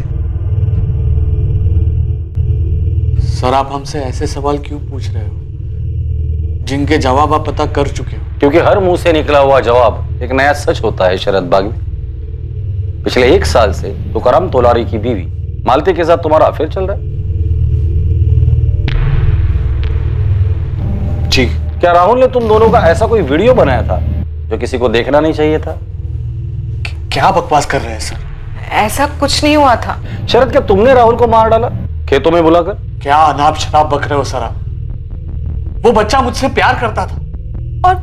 और शरद क्यों मारेंगे राहुल को? 10 जून की शाम को तुम कहाँ थे शरद? सर मैं मालती के साथ था, उसी के घर। शरद जी, आप जरा बाहर देख के आएंगे क्या कि राहुल आ गया कि नहीं? 1 घंटे पहले आ जाना चाहिए था। मालती, अगर मैं अभी बाहर जाऊंगा तो लोग देख लेंगे। हाँ ठीक बात है, मैं चली जाती हूँ, देख के आती हूँ। आप अंधेरा हो जाए तो निकल जाइएगा। हाँ,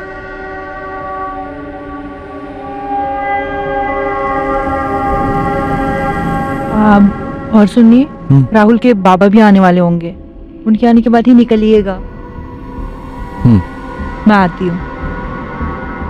मैडम, मैं वहां आधा घंटा बैठा रहा, फिर तुकाराम वहां आया। नमस्ते शरद बाबू, ये राहुल और मालती कहाँ है? वो राहुल शाम से घर नहीं लौटा है, तो मालती उसे ढूंढने गई। क्या? मैं भी जाकर देखता हूँ। रुक तुकाराम, अंधेरा हो गया, मैं भी निकलता। बस यही हुआ था मैडम, यही सच है। क्या मेरे पति ने कहा कि शरद ने राहुल को? देखिए, हमसे किसने क्या कहा ये बात मायने नहीं रखती, हमें शक था, पूछ लिया। तुकाराम मुझ पर कभी उंगली नहीं उठाई। मैं जानता हूं आपके कान उसके भाई प्रवीण ने भरे होंगे, वो मुझे पहले से पसंद नहीं करता था। आप इतना सब पता लगा रहे हैं तो आपने ये भी पता लगा ही लिया हो कि तुकाराम और प्रवीण के बीच में जमीन को लेकर मसला था। तो तुम्हारा कहना है कि प्रवीण ने राहुल को मारा हो? सर, वो मुझ पर बेवजह उंगली उठा रहा था, शायद उसी में कुछ खोट हो। नहीं साहब, मैं नहीं मानती कि प्रवीण ने कुछ भी किया है। तो तुम्हें किस पर शक है? मुझे नहीं पता साहब। देखिए सर, मालती के साथ रिश्ता बनाकर मैंने शायद गलत किया, लेकिन मेरा यकीन कीजिए, इसके अलावा मैंने कुछ गलत नहीं किया। इस रिश्ते की वजह से जीते जी मेरा पति मुझसे अलग हो गया और इकलौता बेटा खोया है मैंने इस रिश्ते की वजह से। वजह क्या बताऊं? मेरे पापों की सजा मिल रही है मुझे, और कुछ नहीं। आप लोगों का निजी जिंदगी में क्या चलता है उससे हमें कोई लेना देना नहीं, हमारा ताल्लुक भी नहीं, लेकिन उसका साया अगर इस केस में, राहुल मर्डर केस में दिखाई दिया तो इस केस से जुड़े सभी निजी रिश्तों की बाल की खाल उतार दूंगा। साहब, कमलू तो लौट गया, लेकिन मेरा भाई जीतू कब तक लौटेगा? जब लौटेगा तो पूछ लेंगे उससे। आप हल्के में ले रहे हो साहब, मैं दावे के साथ कह सकती हूँ उस सुखीलाल ने कुछ कर दिया मेरे जीतू के साथ। तुम इसी दावे के साथ कमलू के बारे में भी बोल रही थी रोहिणी? क्योंकि दोनों एक ही दिन गायब हुए थे साहब। कमलू लौटा तो उसके घर वालों के अच्छे नसीब, लेकिन हम लोग ऐसे आस लगाकर कब तक बैठे रहेंगे साहब? मालती, अब हम नहीं मिलेंगे। तुकाराम सही कह रहे थे, बदबू कभी छुपाई नहीं जा सकती। शरद बागवे और मालती तोलारी। सर, लेकिन मालती तो माँ है। पता है मुझे, राधिका कम होता है ये सब, लेकिन ये तब होता है जब अवैध रिश्ते का जुनून माँ के रिश्ते को भी निगल जाता है। रेयर केसेस है, लेकिन हमने देखे हैं। जी सर। लेकिन शरद बागवे तो प्रवीण तोलारी की तरफ इशारा कर रहा है। राधिका, इन सबके कॉल रिकॉर्ड निकालो और अच्छे से स्कैन करो, इन सबके पीछे खबरी लगा दो, कोई भी आउट ऑफ रडार नहीं होना चाहिए। 2 और महीने बीत गए, लेकिन राहुल के कत्ल की इन्वेस्टिगेशन में कोई खास बढ़ोतरी नहीं हुई। सभी मुमकिन संदिग्धों के कॉल रिकॉर्ड स्कैन हुए, फोन लोकेशन स्कैन हुए, पर कहीं से कोई सुराग सामने नहीं आया। तुकाराम और मालती के पड़ोसी चौंक गए थे ये जानकर कि मालती का 1 साल से शरद बागवे के साथ अफेयर चल रहा था। मेरी बात सुनो सुप्रिया, सुप्रिया सुनो तो सही। शरद बागवे की अपनी पत्नी भी इस अफेयर के बारे में जानकर बुरी तरह से हिल गई। खबरियों की तरफ से भी किसी भी संदिग्ध के बारे में कोई खास जानकारी नहीं आ पाई। रोहिणी अपने लापता भाई जीतू के बारे में जानने के लिए लगातार पुलिस स्टेशन के चक्कर काटते जा रही थी और सुखीलाल नीलचंदी पर आरोप लगाए जा रही थी। दूसरी ओर कमलेश अपनी छुट्टी पूरी कर वापस दिल्ली लौट गया अपने काम पर। उसे रोक कर रखने के लिए पुलिस के पास कोई सबूत नहीं था। और वहीं बच्चे को खोने के बाद तुकाराम सभी रिश्तों से परे जाने लगा था, पर अंदर ही अंदर वो घुट रहा था, कुछ छुपा रहा था। राहुल का कत्ल एक शातिर साजिश का परिणाम था और इस साजिश के पत्ते बहुत जल्द खुलने जा रहे थे।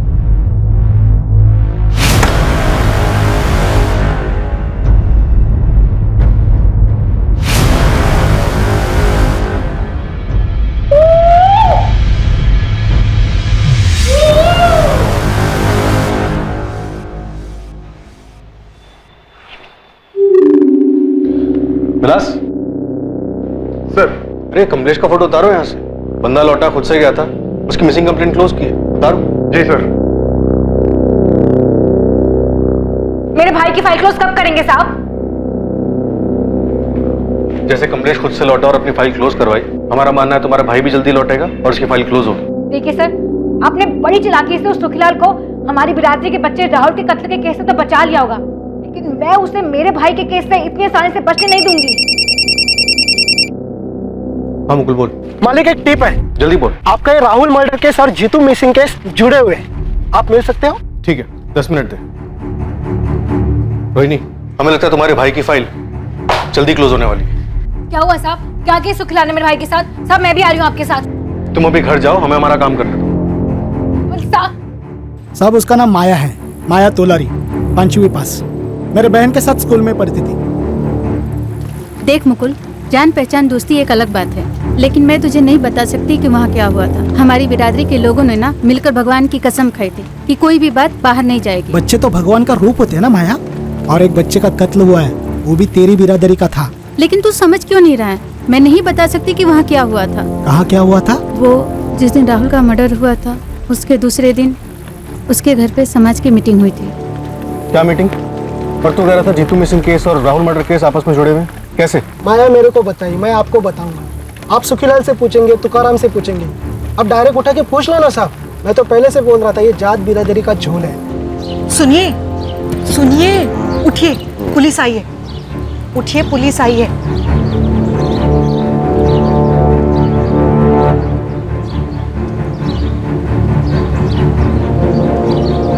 पता चला किसने मारा मेरे बेटे को? वो तो तुम हमें बताओगे तुकाराम। मैं?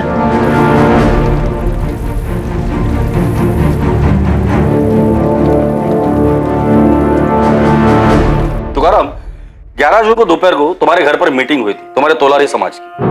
जी, उसके एक दिन पहले तक मेरा राहुल जिंदा था और आज हम उसी के कातिल को ढूंढ रहे हैं। उस मीटिंग में क्या हुआ था वो बताओ ना। मैं तो कुछ सुन भी नहीं रहा था और राहुल के अलावा मुझे कुछ दिख भी नहीं रहा था। तुकाराम, मालती, तुम्हारे राहुल को खोने का दर्द हमारे पूरे तोलारी समाज को है। तुम्हारा छोटा भाई प्रवीण तो तुम्हारे साथ है ही, हम सब भी हैं। तुम्हें इंसाफ मिलने तक हम चुप नहीं बैठेंगे। ओम प्रकाश भाऊ, आप हमारे समाज के मुखिया हैं। आप भी पुलिस को सीधा सीधा जाके बता क्यों नहीं देते कि कौन है इस सबके पीछे? हम सब जानते हैं कि सुखीलाल नीलचंदी का किया करा है। रोहिणी, तुम्हें बीच में बोलने को कहा है किसी ने? समाज में नीलचंदे को हमसे कितना प्यार है हम सबको पता है, पर कोई मुंह खोलने को तैयार ही नहीं है। पर किसी को तो बोलना पड़ेगा ना। मेरे भाई जीतू को खा गए वो लोग। उधर देखिए, सुरेश भाव के कमलू को भी खा गए। जिसका कोई जाता है वही जानता है। एक मिनट, बघा ओम प्रकाश भाऊ, क्या हमें पक्का मालूम है कि सुखीलाल सेठ ने मेरे बच्चे को मरवाया? कोई और भी तो हो सकता है ना? कोई और मतलब? साफ साफ कहो तुकाराम, डरो मत। हम काहे का डर भाऊ? मैं ये कह रहा हूं कि कातिल कोई और भी हो सकता है, हमारे बीच में से हो सकता है। तो उसका नाम लो तुकाराम दादा, बोलो। हाँ तुकाराम, नाम लो। अगर बिरादरी में किसी पर शक है तो नाम लो उसका। हम सब भगवान की कसम खाते हैं, जो बात यहाँ हुई है वो बाहर नहीं जाएगी। कसम खाओ। कसम है, कसम है। लेकिन अगर किसी का नाम नहीं लेने वाले तो अपनी बिरादरी का नाम तो ना ही लो। बेकार में वो नीलचंदी और पुलिस वालों को मौका मत दो हमारे लोगों को परेशान करने का। मुआवजा कितना मिला? क्या? सुखीलाल के आदमी पकिया ने तुम्हें पैसे दिए थे। ये सुखीलाल का आदमी पकिया, वो कल आया था यहाँ, इस तुकाराम को कुछ पैसे दे रहा था। लेकिन मैंने आपको बताया था कि वो पैसे किस लिए थे। कल सुखीलाल सेठ ने पकिया के हाथों मेरी तनख्वाह और 1 महीने का एडवांस भिजवाया। हाँ बताया था, लेकिन हम कैसे यकीन माने कि जो तुम बोल रहे हो वो सच है? हो सकता है कि मुंह बंद रखने के लिए वो पैसे दिए गए हो तुम्हें। साहब, मैं अपने बेटे राहुल के कत्ल के बारे में चुप बैठूंगा? लेकिन हमारे सामने तो तुम चुप बैठे हो। हमारी नाक के नीचे एक आदमी का तुम्हारी बीवी के साथ 1 साल से अफेयर चल रहा था। ये बात तुमने हमें बतानी जरूरी नहीं समझी। तुम्हारे बेटे के कत्ल के अगले दिन तुम्हारे समाज की बैठक खुद सुखीलाल का नाम हुआ। खुद तुम्हारे समाज ने मुआवजे और तहकीकात की मांग की और तुमने एक शब्द भी नहीं बोला। क्यों? साहब, मेरा दिमाग सुन था और इन दोनों बातों का मेरे बेटे के कत्ल से कोई ताल्लुक नहीं है। ताल्लुक है, वो ताल्लुक तुम हो। क्या कह रहे हो आप साहब? तुम अपनी बीवी मालती से नफरत करने लगे थे, इतनी नफरत कि उससे ताल्लुक रखने वाली हर चीज से तुम्हें नफरत हो गई। और राहुल, वो तो उसी की कोख से पैदा हुआ था। नहीं नहीं साहब, ये आप बोल भी कैसे सकते हो? ये हम नहीं बोल रहे, तुम्हारी खामोशी बोल रही है। और तुकाराम, खामोशी का मतलब हम लोग झूठ समझते हैं। कातिल राहुल की जान पहचान वाला था, उसने राहुल को खेत में बुलाया और वो गया। और राहुल को खेत में बुलाने वाला और कोई नहीं बल्कि तुम थे। बाबा, आपने मुझे यहाँ क्यों बुलाया? आप मुझे तोहफा देने वाले थे ना? आपने मेरे राहुल को मैंने मारा। मैंने मारा राहुल को साहब। आप कैसे बोल सकते हो साहब? साहब मैं कैसे मारूंगा मेरे राहुल को साहब? साहब मैंने आपको बताया था ना, राहुल से कितना प्यार है मुझे। साहब आप ये क्या कर रहे हो?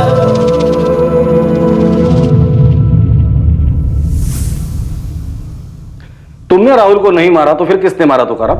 मुझे नहीं पता। चुप रहने के लिए सुखीलाल ने धमकी दी थी या समाज ने फरमान दिया था? तेल लेने गया समाज का फरमान। वो हर दूसरे दिन हर दूसरी बात पर जारी होते रहते हैं। ये मत करो, वो मत करो, इसे न मिलो, उसे मिलो। फरमान तो मुझे जीतू कमलू के वक्त भी मिला था। जीतू कमलू के वक्त? आप लोगों ने उन दोनों को उठाया था जब सुखीलाल सेठ ने उन पर चोरी का इल्जाम लगाया था। तब हमारे मुखिया ओम प्रकाश भाऊ के घर बैठक बुलाई गई थी। वैसे मैं कभी जाता नहीं हूं बैठकों में, पर उस दिन खास मुझे बुलाया गया था। यहाँ मौजूद कुछ लोग नील चंदियों को अपना आका मानते हैं। उनके जुल्मों के बावजूद उनकी चाकरी करते हैं। मैं तो कहूंगा उनके टुकड़ों पर पलते हैं। उन्हें यह चेतावनी है कि खबरदार खबरदार, अगर सुखीलाल के यहाँ उन्होंने मजदूरी की, उसने बेबुनियाद हमारे जीतू और कमलू पर उंगली उठाई है। चोर कहा है उन्हें? क्या हम तोलारी चोर हैं? इज्जतदार और मेहनती लोग चोर हैं? सिर्फ पीटा है मेरे भाई जीतू को और कमलू को पुलिस ने। जानवरों से भी बदतर पिटाई की है।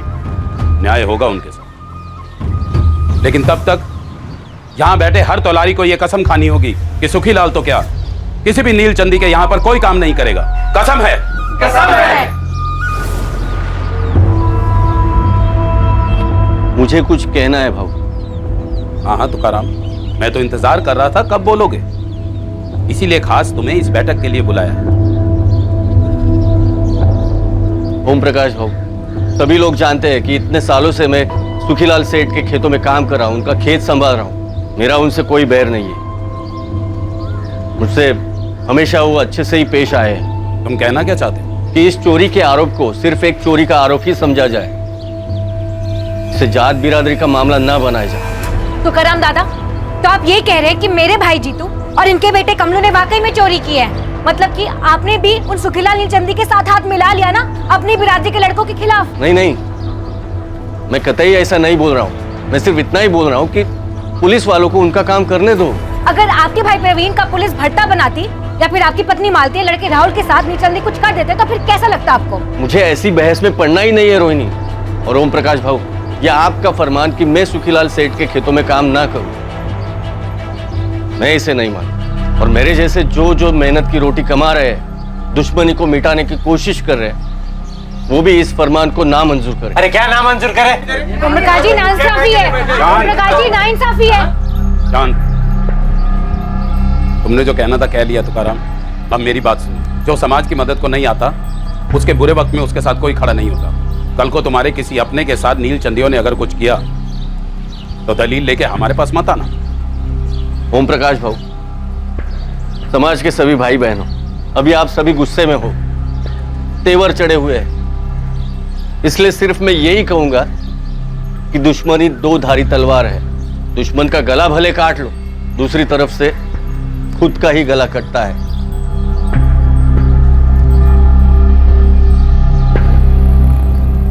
फालतू का फरमान था साहब, कुछ लोगों ने नहीं सुना। कुछ लोग छुप छुप के काम करते रहे और खुद जीतू और कमलू छूटने के बाद वही सुखीलाल सेठ के यहाँ काम करते रहे और 6 महीने बाद गायब हो गए। मुझे नहीं पता वो गायब हो गए या खुद से ही गए या क्या हुआ। तुम्हें किसी पर शक है? किसने मारा होगा राहुल को और क्यों? आप लोगों ने पहले कहा कि मेरे बच्चे के मोबाइल फोन का मसला था, फिर बोले सुखीलाल सेठ, फिर बोले मेरा भाई प्रवीण और फिर शरद भाऊ, और अब आप कह रहे हो कि मैंने खुद अपने बेटे को मार डाला। मैं थक गया हूं साहब, थक गया हूं मैं, मुझे मेरे राहुल के पास जाना है।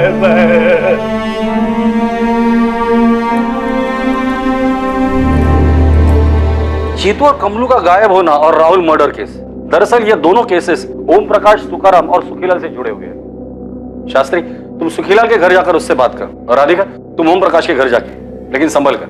ध्यान रहे कि ये दोनों अपने अपने समाज की अगुवाई करते हैं।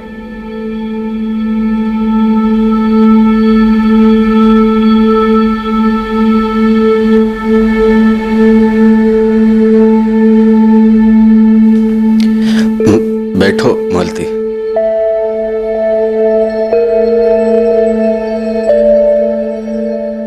पता है मालती, आज पुलिस थाने में उन्होंने क्या कहा? क्या? बोले मुझे तुमसे इतनी नफरत है कि मैंने वो नफरत तुम्हारे बेटे राहुल पर निकाली। मैंने राहुल को मार डाला मालती, ऐसे बोले। कीड़े पड़े उन्हें। आपके जैसा पिता इस दुनिया में नहीं है। लेकिन मैं एक अच्छा पति नहीं बन सका। और मैंने जो रेखा पार की, उसकी माफी इस जन्म में नहीं है। पर आपने बड़ा दिल रखा। क्या बड़ा दिल? मैंने लालच की रेखा पार की थी। मुझे भी इस जन्म में कोई माफी नहीं है, लेकिन बेटा हम दोनों ने खोया है। उम्मीद करते हैं जहां भी होगा हमें माफ कर देगा।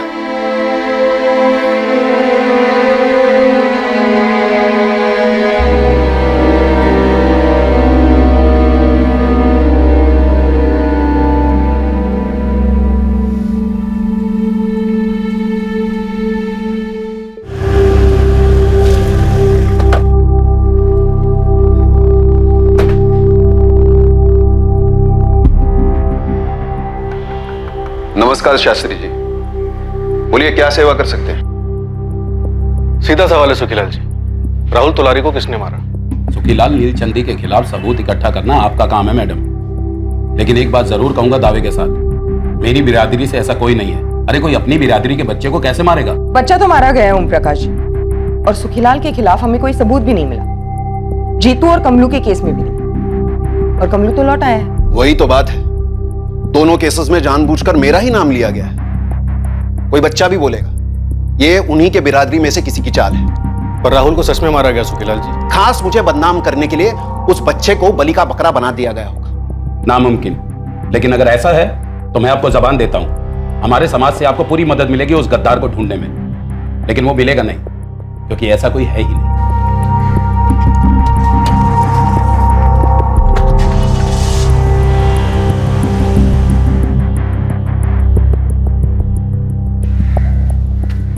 अब क्या बोल रहा था पुलिस वाला?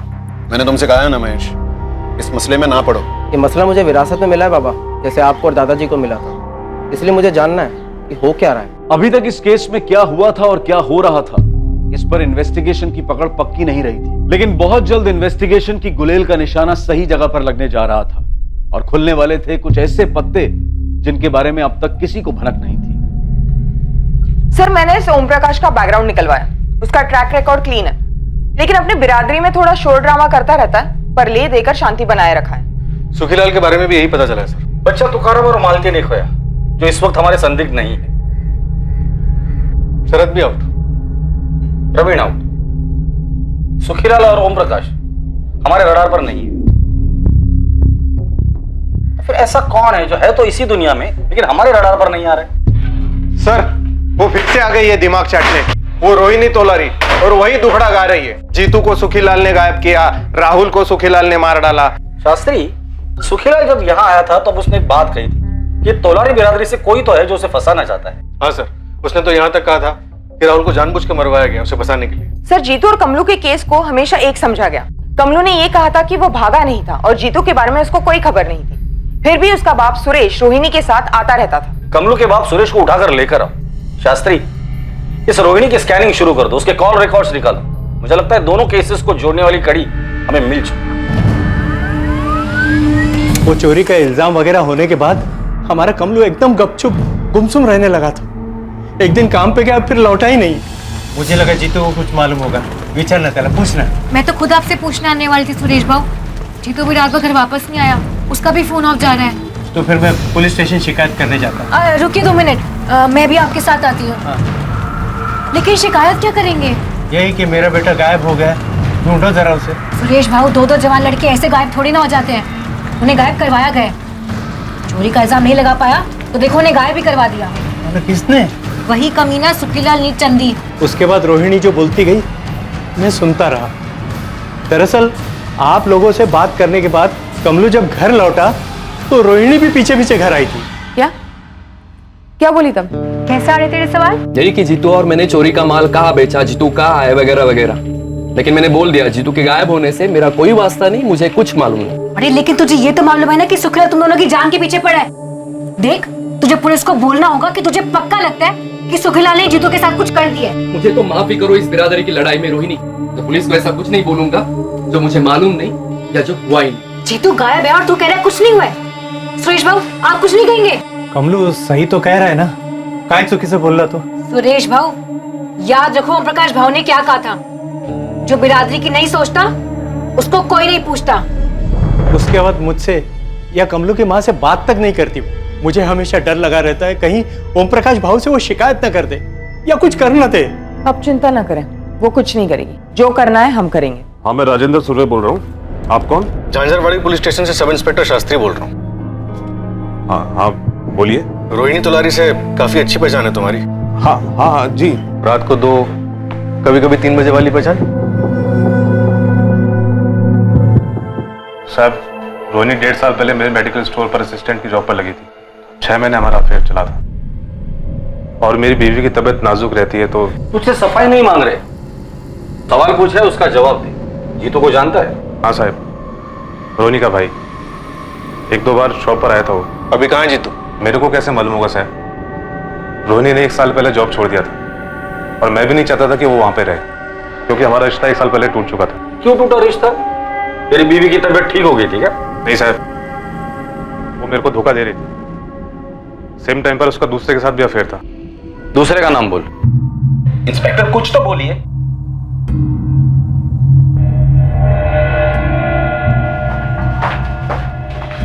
नहीं है सर। आप बताएंगे आप मेरे बेटे को ढूंढ क्यों रहे हैं? आपका बेटा 18 साल का हो गया?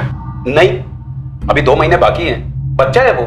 आपके बिरादरी की रोहिणी तोलारी के साथ आपके बच्चे का 1 साल से चक्कर चल रहा है और हमें शक है कि रोहिणी का हाथ है राहुल के मर्डर में और शायद आपके बेटे का भी। ओम प्रकाश जी, आपका नाम अच्छा है, आप काम भी अच्छा कीजिए। बताइए, आपका बेटा विनीत कहाँ मिलेगा? वो कभी कभी हमारे खेत वाले पुराने मकान में जाता है अपने दोस्तों के साथ।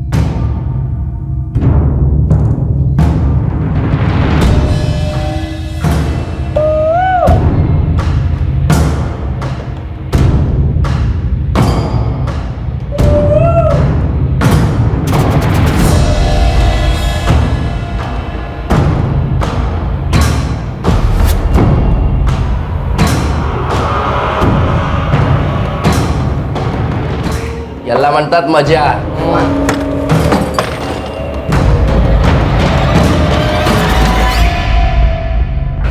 जितेंद्र तोलारी उर्फ जीतू, 6 महीने से तेरी बहन ने हमारा सर खा के रखा था। कहाँ है जीतू, कहाँ है जीतू? अब हम तुम तीनों का सर खाएंगे।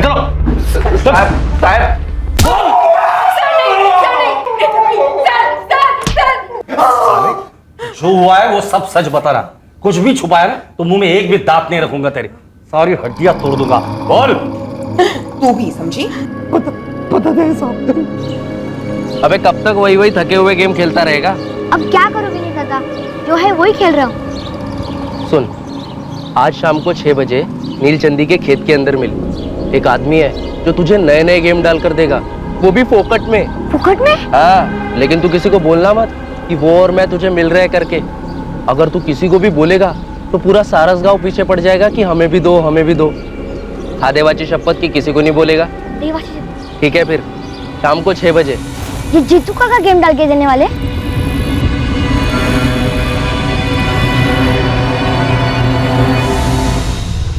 विनीत, रोहिणी और जीतू ने अपना जुर्म कबूल किया। अब तेरी बारी। क्या क्या किया इसने मैडम? और ये जीतू और रोहिणी ने क्या कबूल किया है? विनीत, बताओगे नहीं अपने पापा को? अरे क्या किया है तूने? क्या किया है? सुखीलाल को फंसाने के लिए तुमने राहुल को मरवाया? सुखीलाल ने मेरे भाई को चोर कहा, उसे खूब पिटवाया, और फिर जब कमलू गायब हुआ तो मुझे लगा ये मौका अच्छा है। जीतू, जीतू उठ ना, जीतू जल्दी उठ। कमलू कल रात से गायब हो गया, कहीं भाग गया होगा। तू भी कुछ दिन के लिए गायब हो जा। मैं सुखीलाल चंदी के खिलाफ शिकायत दर्ज करने वाली हूँ। सबको लगेगा उसने तुम दोनों को गायब करवा दिया है, फिर देखना उसकी खैर नहीं। समझ गया ना? चल जल्दी कर, अब क्या सोच रहा है, जल्दी कर। लेकिन जब तुकाराम ने साथ देने से मना किया तब मेरी सुलग गई। मुझे उसे सबक सिखाना था।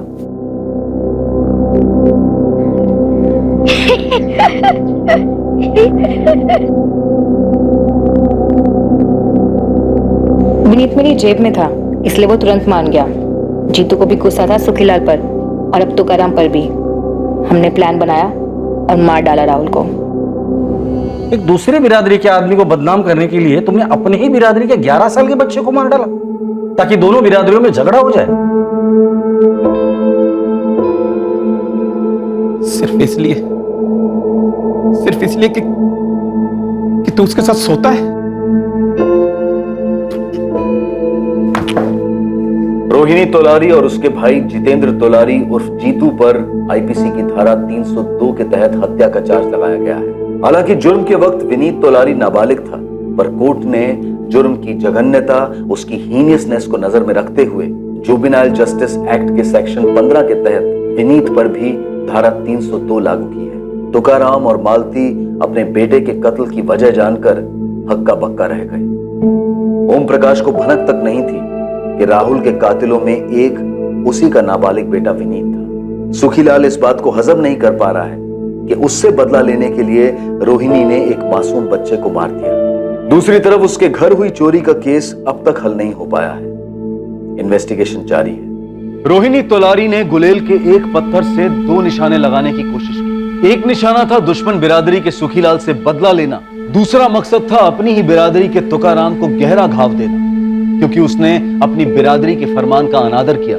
सुखीलाल का जीतू और कमलू पर चोरी का आरोप लगाना शायद जल्दबाजी में लिया गया फैसला था, लेकिन जीतू को न्याय दिलाने के लिए उसकी बहन रोहिणी ने ऐसा घोर अन्याय का रास्ता चुना जो समझदारी की सारी परिभाषाओं का अनादर करता है। दुनिया में भड़काने वालों की कमी नहीं, लेकिन किस हद तक भड़कना है, किस हद तक अपनी ईमानदारी और अपनी सच्चाई के साथ समझौता करना है, यह हर इंसान को सोच समझ कर तय करना है। अपने जमीर और अपने विवेक पर होने वाले वार से सतर्क रहना।